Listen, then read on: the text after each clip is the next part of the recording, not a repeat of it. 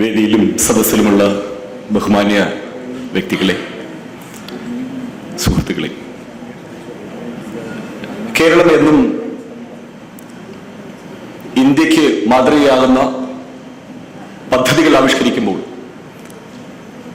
അതിൽ കേരള ടൂറിസം അതിന്റെ എല്ലാ പദ്ധതികളും കേരളത്തിലെ ഏതൊരു പദ്ധതി എടുത്തു നോക്കിയാലും ഏറ്റവും പുതുമയാർന്ന, ഏറ്റവും മറ്റ് എങ്ങും ഇല്ലാത്ത തരത്തിലുള്ള പ്രോഡക്റ്റുകളായാലും പദ്ധതികളായാലും ആവിഷ്കരിച്ച് നടപ്പാക്കുന്നതിൽ നമ്മൾ എന്നും ഒരു പടി മുന്നിലാണ്. നമ്മുടെ ടൂറിസം പ്രോഡക്റ്റുകളായ ആയുർവേദ,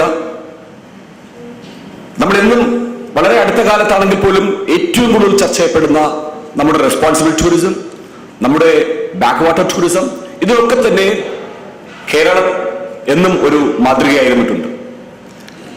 നമ്മൾ പുതിയ പദ്ധതികളും പുതിയ പ്രോഡക്റ്റുകളും ഇൻട്രൊഡ്യൂസ് ചെയ്യുന്നതോടൊപ്പം തന്നെ എപ്പോഴും അതിന്റെ ക്വാളിറ്റി മെയിൻറ്റെയിൻ ചെയ്യുന്നതിനും അതിന്റെ സെക്യൂരിറ്റി മെയിൻറ്റെയിൻ ചെയ്യുന്നതിനും നമ്മൾ തൊട്ടടുത്ത് തന്നെ നമ്മളൊരു പദ്ധതി ആവിഷ്കരിക്കുന്നതിന്റെ തൊട്ടുപുറകെ തന്നെ അതിന്റെ ക്വാളിറ്റി മെയിൻ്റനൻസിനും അതിന്റെ സെക്യൂരിറ്റിക്കും പ്രാധാന്യം നൽകിക്കൊണ്ട് നമ്മൾ നടപടികൾ സ്വീകരിക്കുക സ്വാഭാവികമാണ്.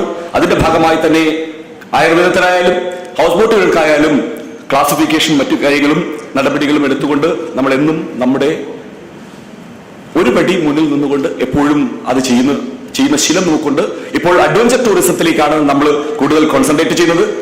ലോകത്ത് 15 ലക്ഷം മില്യൺ ഡോളറിന്റെ സെയിൽസ് നടക്കുന്ന ഒരു പ്രോഡക്റ്റ് ആണ് അഡ്വഞ്ചർ ടൂറിസം. ഇന്ത്യയിൽ അഡ്വഞ്ചർ ടൂറിസത്തിന്റെ സാധ്യതകൾ വളരെ വലുതാണ്. എന്നാൽ കേരളം അതിനേക്കാൾ വലിയ സാധ്യതകളുള്ള ഒരു മണ്ണാണ്. നമ്മൾ കാര്യമായി അതിൽ വേണ്ട വിധത്തിലുള്ള ഒരു ശ്രദ്ധ നാളിതുവരെ കൊടുത്തിട്ടില്ല. ഇപ്പോൾ നമ്മൾ അതിനുവേണ്ടി ശ്രമിക്കുന്നു. ഒപ്പം തന്നെ അതിന്റെ സേഫ്റ്റി, അഡ്വഞ്ചർ ടൂറിസത്തെ സംബന്ധിച്ച് നോക്കുമ്പോൾ ഏറ്റവും പ്രധാനം അതിന്റെ സേഫ്റ്റിയാണ്. Safety matters. ഇന്റർനാഷണൽ സ്റ്റാൻഡേർഡ് അത് മെയിൻറ്റെയിൻ ചെയ്താൽ മാത്രമേ ഇന്റർനാഷണൽ ആയിട്ടുള്ള ആളുകൾ, നമ്മുടെ ആളുകൾ പോലും അഡ്വഞ്ചർ എന്ന് പറയുമ്പോൾ നമ്മൾ പലപ്പോഴും മലയാളികൾ പലപ്പോഴും പുറകോട്ടാണ് അഡ്വഞ്ചർ ടൂറിസത്തിന്. അതിന്റെ പ്രധാന കാരണം അതിന്റെ സേഫ്റ്റി തന്നെയാണ്. അത് മുന്നിൽ കണ്ടുകൊണ്ട് അതിനൊരു വർക്ക്ഷോപ്പിൽ നിന്ന് ആരംഭിക്കുകയും വളരെയധികം ശ്രദ്ധയോടുകൂടി കൈകാര്യം ചെയ്യേണ്ട ഈ വിഷയം DAS അതിന് നേതൃത്വം നൽകുന്നതിൽ വളരെയേറെ സന്തോഷമുണ്ട്. അതിൽ കൂടുതൽ കരുത്തു പകരാൻ, അത് കൂടുതൽ വ്യവസായങ്ങൾ അല്ലെങ്കിൽ നമ്മുടെ ബിസിനസ് ഡെവലപ്മെന്റ് അതുവഴി ഉണ്ടാകട്ടെ. കൂടുതൽ അഡ്വഞ്ചർ ടൂർ ഓപ്പറേറ്റേഴ്സ് ഇതുവഴി ഉണ്ടാകും. ഇതുവഴി സാധ്യതകൾ തെളിയുന്നതാണ്.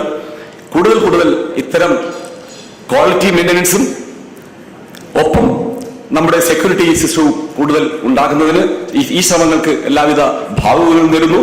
ഒപ്പം തന്നെ എനിക്ക് ഈ സമയത്ത് 2 കാര്യങ്ങൾ സൂചിപ്പിക്കാനുള്ളത്, ഈ ഗവൺമെന്റിന്റെ ചരിത്രത്തിൽ ഇടം നൽകാവുന്ന ഒരു പദ്ധതിയായി ഉയർത്തിക്കൊണ്ടുവന്ന ഒരു പ്രോഗ്രാമാണ് അല്ലെങ്കിൽ ഒരു പദ്ധതിയാണ് ട്രാക്ക് ടൂറിസം റെഗുലേറ്ററി അതോറിറ്റി.